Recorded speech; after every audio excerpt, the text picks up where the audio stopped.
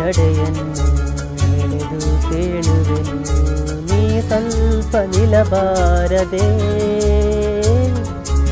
ಎರಡು ನೆರಳೇಕೆ ನಾವಿಬ್ಬರು ಒಂದೇ, ಬಳಿ ನೀನು ಬರಬಾರದೆ.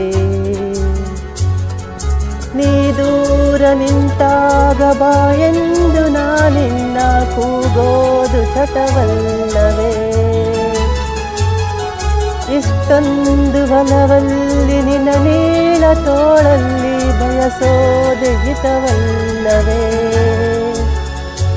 ಎರಡು ಕಂಗಳಿಗೆ ಮುತ್ತು ನೀಡುವೆನು, ನೀನಿಲ್ಲಿ ಬರಬಾರದೆ.